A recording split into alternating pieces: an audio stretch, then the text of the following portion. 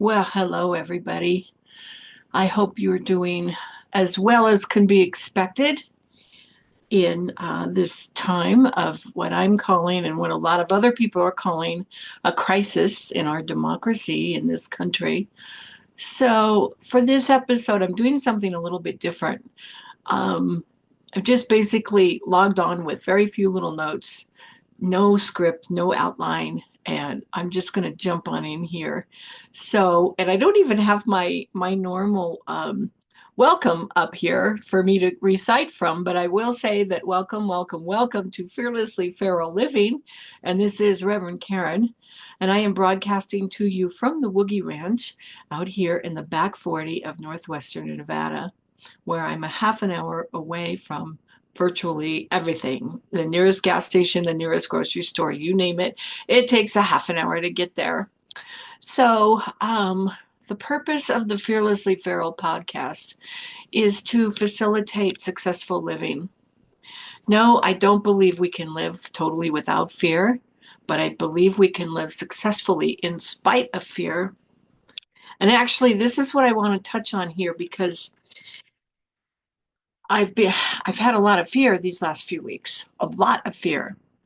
And I don't know how fear affects you, but fear affects me in a few different ways. And this is why I advocate, like I rant and rave about this spiritual practice. If you've listened to any of my podcasts, you've heard me rant and rave, suggest it, demand it. I feel like please do this spiritual practice, personal self-awareness,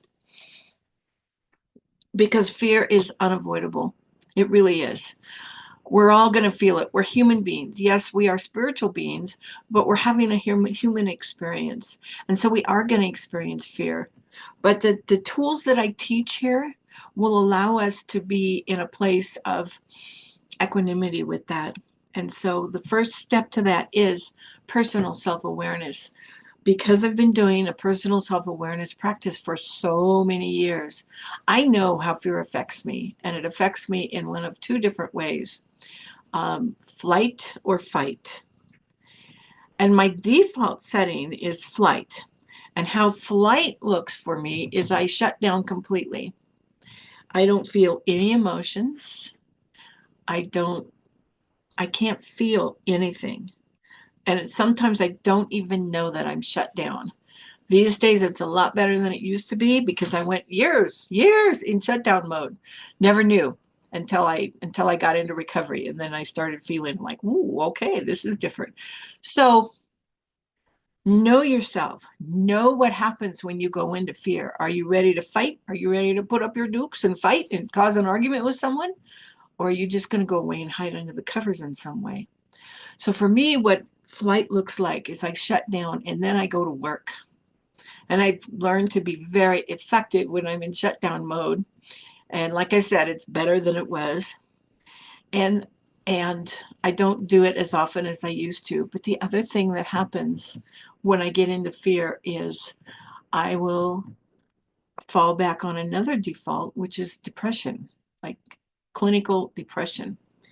And many years ago, because I wanted to explore alternative ways to deal with this depression that had come up in my life. I found I believe he's a psychiatrist, but don't quote me on that. I can't remember what his official doctorate was in, but he did his thesis on treating depression with amino acids and meditation. And so I adopted that and I started taking amino acids and started meditating in the way that he recommended for me. And he actually prescribed these amino acids in the dosages and amounts and the frequency. And I haven't been depressed since that day, except when I forget to take the amino acids, which I do sometimes. So life as we know it starts to fall apart. There's a mess happening. There's a disaster happening in the country. And I go into fear and I shut down. And then I go into more fear and I get angry. And then I go into more fear and I get sad. And I go into more fear and I'm full of despair. And And I'm pretty soon I'm like, oh, I'm so depressed. And I'm still not quite aware of this because I'm in shutdown mode. Personal self-awareness practice, be damned.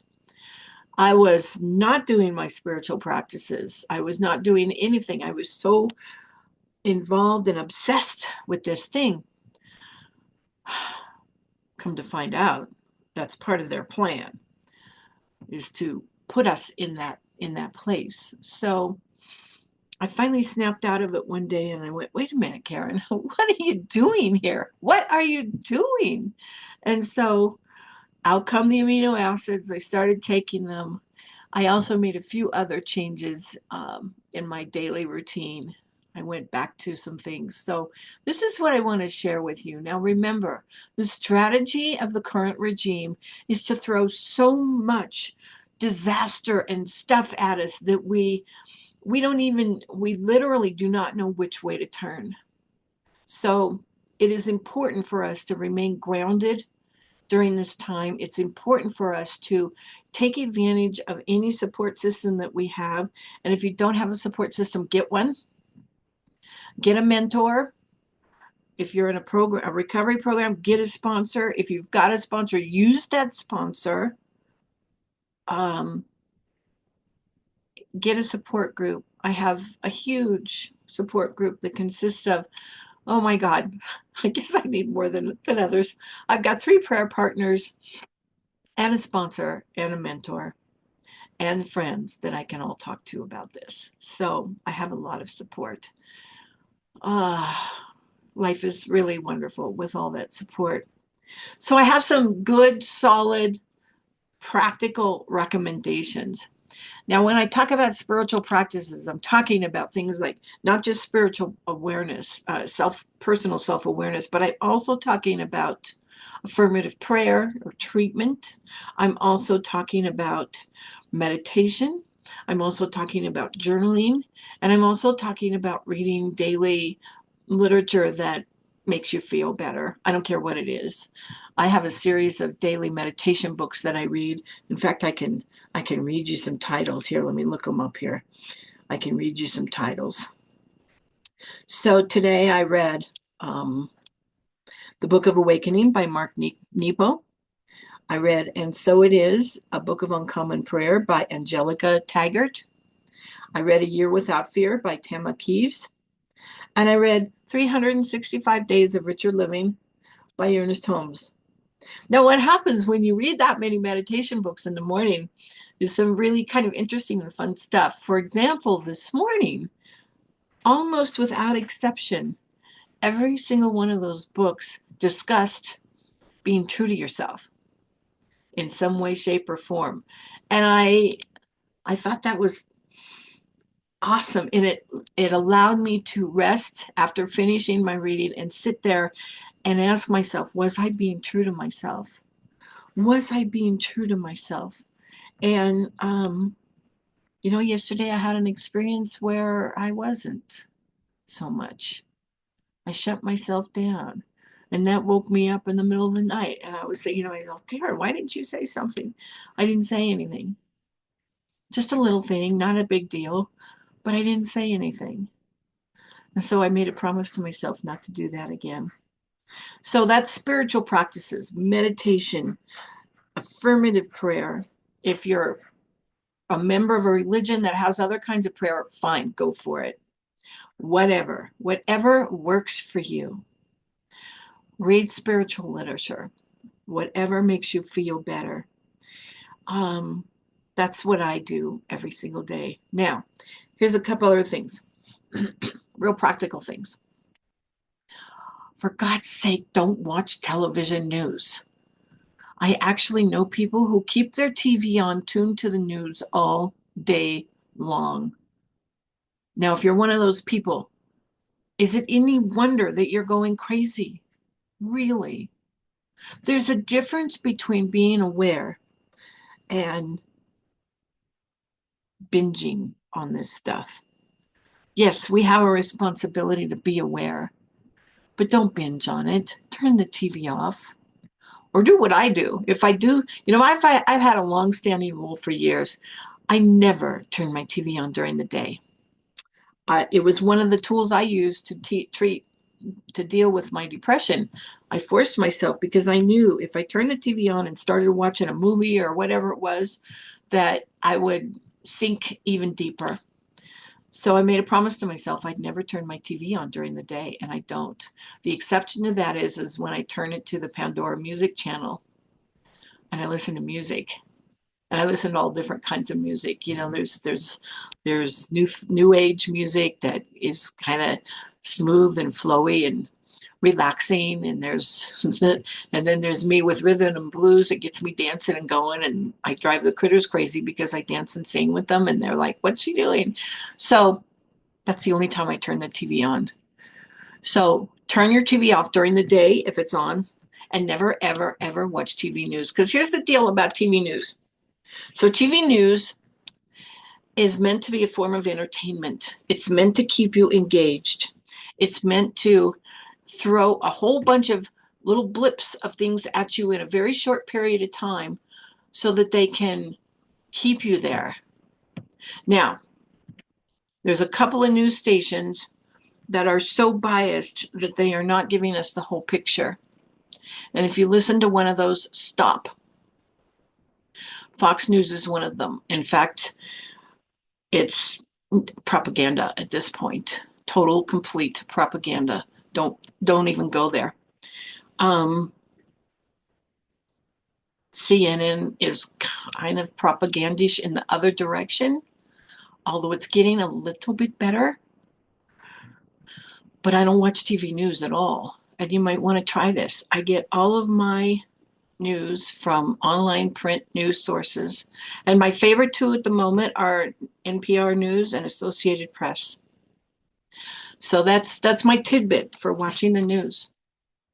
And then, or for getting your news, for staying in balance with your news, for not binging on it. Don't watch it. Read it.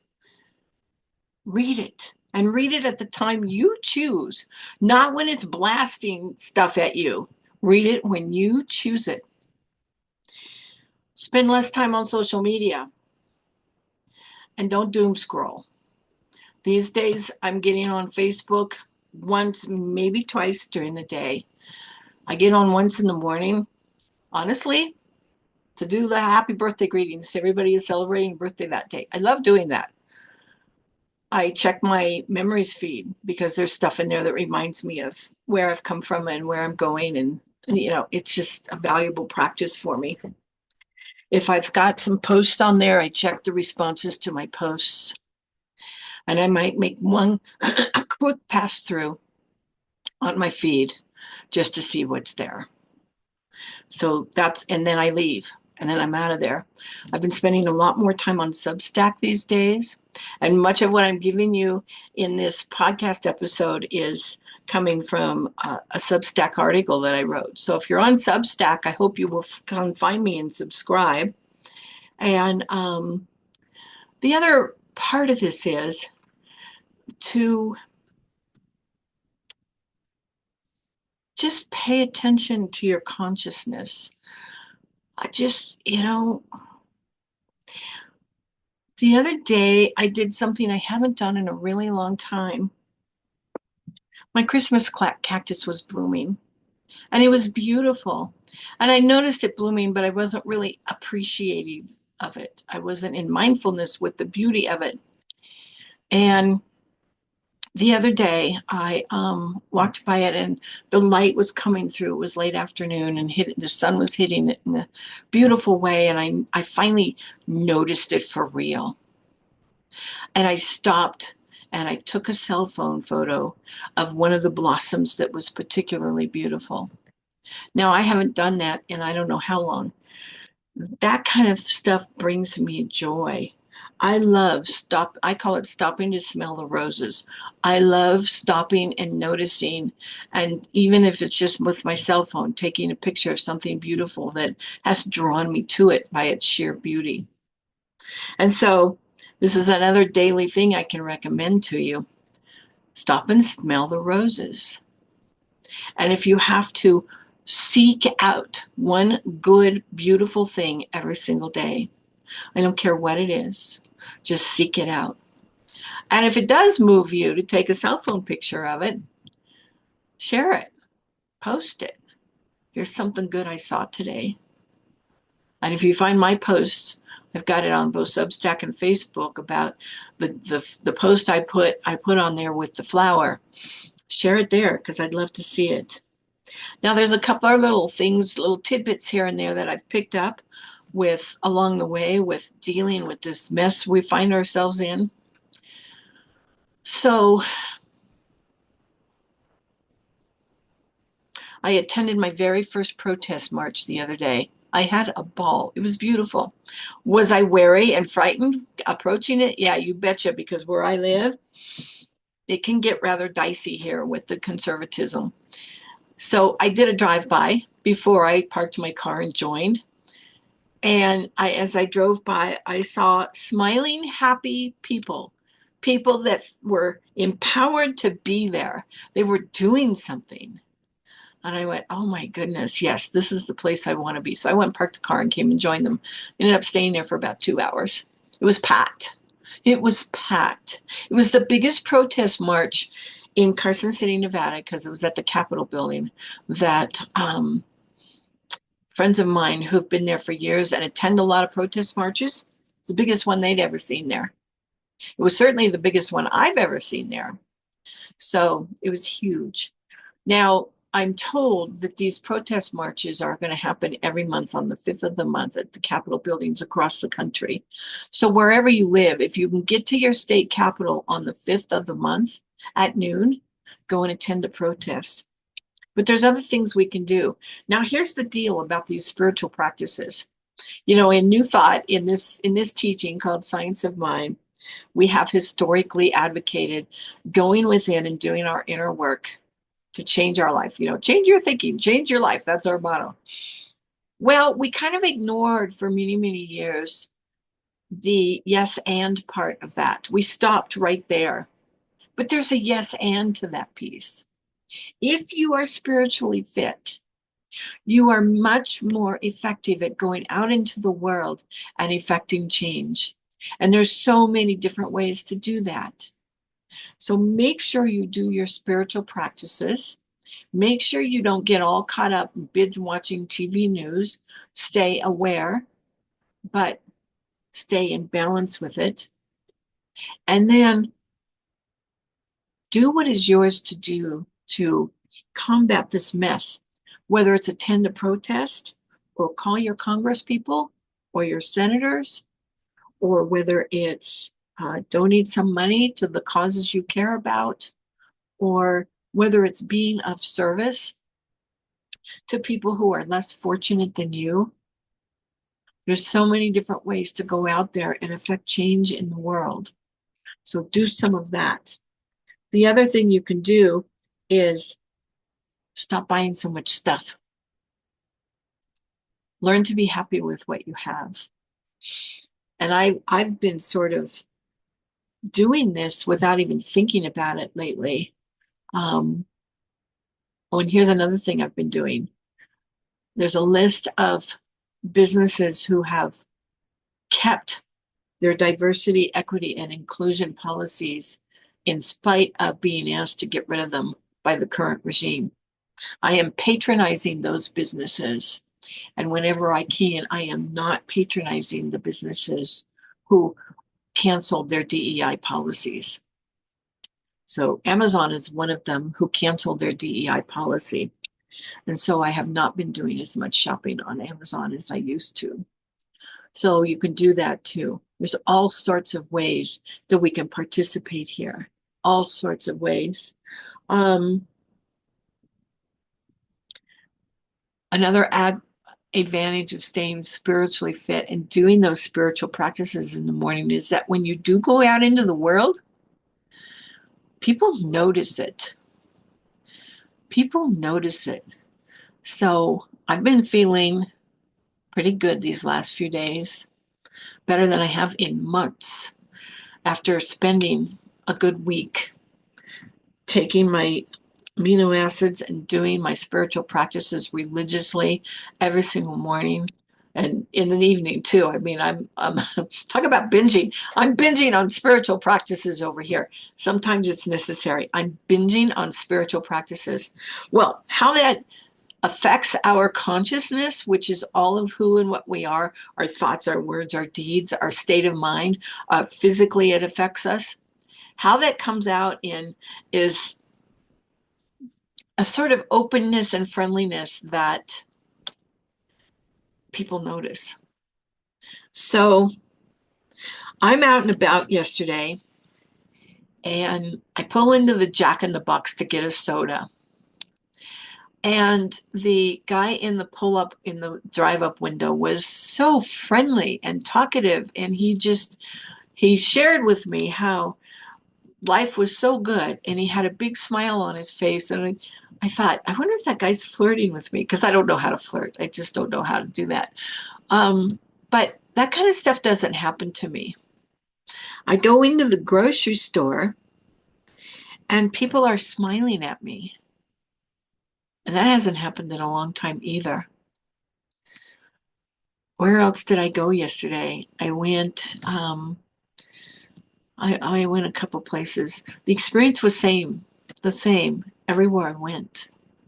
It was like, because I had done my spiritual practices, it felt like maybe I was this beacon of light walking into these places and shining that light on people and helping them to feel better as well. So when you're spiritually fit, you can go out into the world and spread all of that good, yummy stuff around into the world. It's really a wonderful way to live. So that's what I have for you today in a nutshell. I have no idea how long I've talked. Um, like I said, I just wanted to get on here and share with you what was going on with me, and in the hopes that it helps and it facilitates within you a willingness to make some changes so that you feel better, so that you're better able to deal with this mess that's happening right now in our country. And in closing, I just want to say I am so happy and honored and grateful that you are listening. And I am knowing Fearlessly Feral Living for me and for you. And all the usual donation stuff is there. Plus, you can now subscribe to me on Substack, and I'm publishing articles there fairly regularly. And I look forward to hearing from you, to seeing your posts on Facebook about the good things that you have discovered because you sought them out.